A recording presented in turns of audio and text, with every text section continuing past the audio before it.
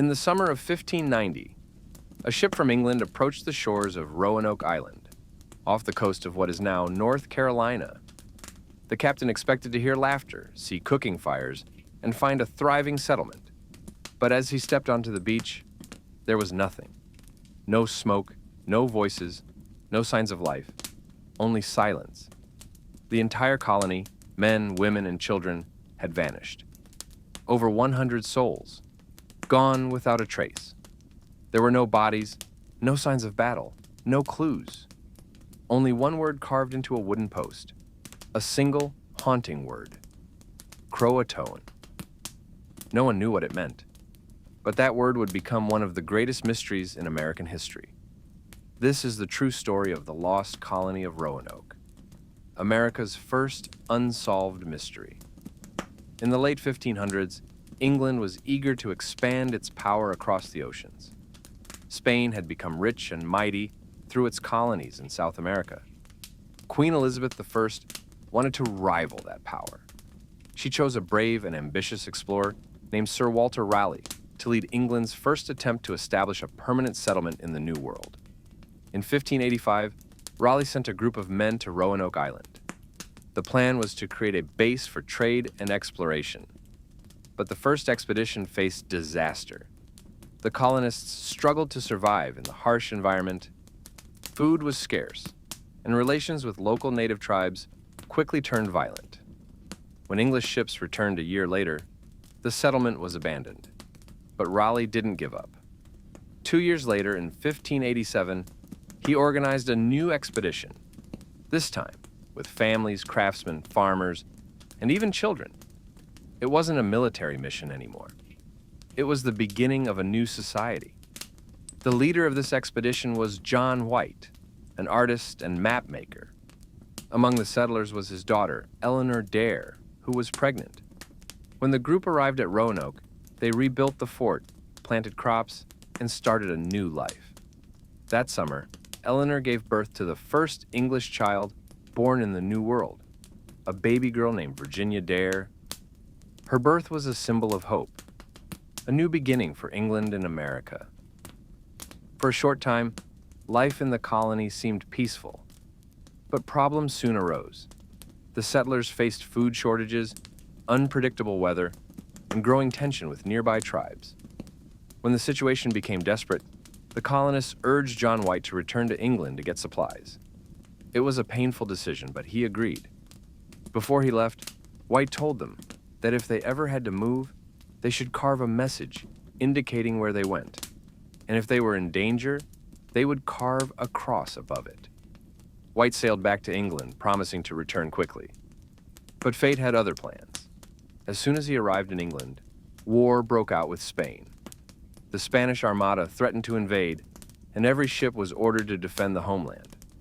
White begged for a vessel to return to Roanoke, but no one would risk it. 3 long years passed before John White could finally make his way back across the Atlantic.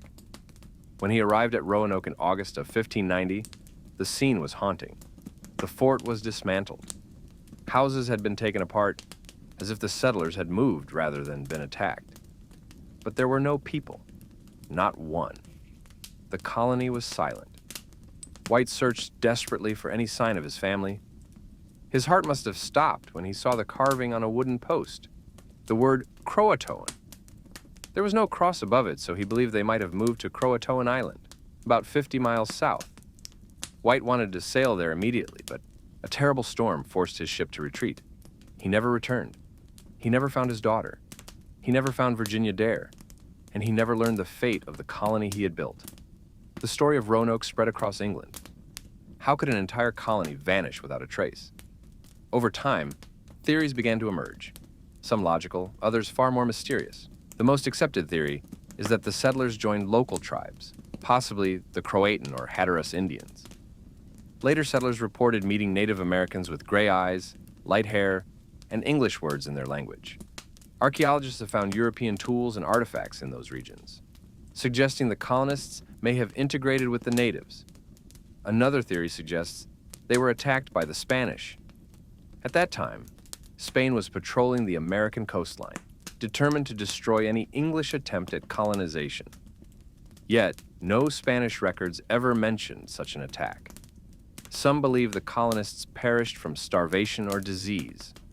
The land was difficult to farm, and without supply ships, survival would have been nearly impossible. Others think they tried to sail back to England or to another colony, but were lost at sea. Their handmade boats could never have survived the violent Atlantic storms. And then, there are the supernatural theories, whispers that something darker happened on Roanoke Island, stories of ghostly lights floating above the marshes, strange cries carried by the wind, native legends that spoke of vanishing people and spirits that took them away. Centuries passed, and the mystery deepened. In 1937, a man discovered a large stone covered with strange writing. The message claimed to be from Eleanor Dare, John White's daughter. It said that most of the colonists had died, and the few survivors were killed by Native Americans. The stone was signed with her initials, E.D. Dozens of similar stones were later found across the South. For a time, people believed the mystery was solved. But soon, experts proved that most of the stones were fakes, clever forgeries designed to attract attention and money.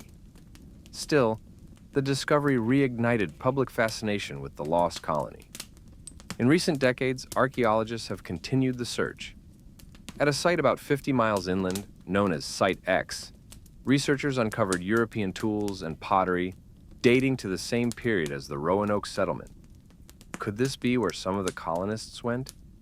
Did they survive, quietly blending into native tribes and living out their lives far from English history books? No one knows for sure. Despite modern technology, DNA testing, satellite imaging, and ground-penetrating radar, the fate of the Roanoke colonists remains unsolved. Even today, the island feels haunted by its past. Tourists describe a strange, heavy stillness in the air, as if the land itself remembers. When the wind sweeps through the pines, some say they hear faint laughter, the sound of children playing among the trees. Others claim to see glowing lights at night, lights that vanish when approached. Whether you believe in ghosts or not, the feeling of mystery is undeniable. The name Virginia Dare still holds a strange power in American culture. She became a symbol of innocence, hope, and the price of ambition. Her name has been used for everything from poetry to wine, from folk songs to ghost stories. Roanoke's disappearance also changed history. Had the colony survived, it might have become the true birthplace of America, long before Jamestown. Instead, it became a warning, a reminder of how fragile human dreams can be when faced with the vastness of the unknown. 4 centuries later, historians still debate the truth. Were they killed? Assimilated? Did they simply move inland and fade into the wilderness? Perhaps the answer lies buried beneath the sands of the Outer Banks, waiting to be discovered. Or perhaps it's lost forever. What remains is a single word, carved into wood more than 400 years ago, Croatoan.